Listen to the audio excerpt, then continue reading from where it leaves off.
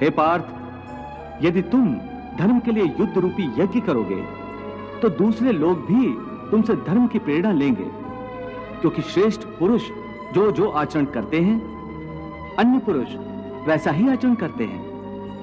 सब उसी का अनुसरण करते हैं, क्योंकि बड़ों का अनुसरण छोटे तो करते ही हैं। हे अर्जुन, मेरी ओर देखो। यदि मैं भी तटस्थ होकर निष्क्रिय हो जाऊं, न्याय का समर्थन ना करूं, अन्याय का प्रतिरोध न करूं, तो लोग मेरा अनुसरण करके निष्क्रिय हो जाएंगे, कर्म का त्याग करेंगे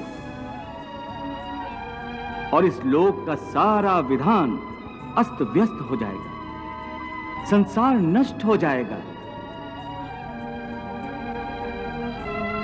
इसीलिए श्रेष्ठ लोगों को दूसरों को अधर्म से बचाने और धर्म के रास्ते पर चलाने के लिए आदर्श कर्मों का उदाहरण दिखाना पड़ता है।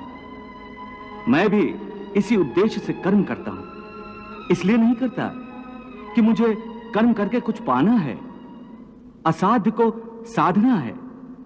सब तो मेरे वश में है। यद्ददाचरति श्रेष्ठस्य तत्देवेतरो जनः स यत् प्रमाणं कुरुते लोकस्तदनुवर्तते।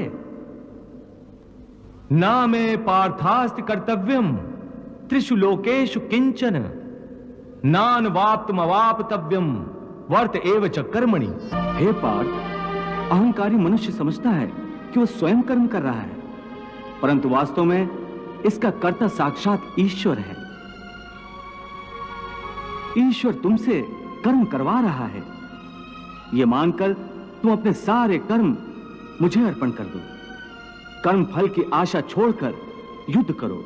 याद रखो पार्थ कि अधर्म का साथ देने वालों का विनाश अधर्मियों की तरह ही होता है, और जो तुम्हारी तरह धर्म के मार्ग से हट जाता है और धर्म पर चलने वालों का साथ नहीं देता, वो अनजाने में अधर्म का ही साथ देता है, अधर्मियों की सहायता करता है।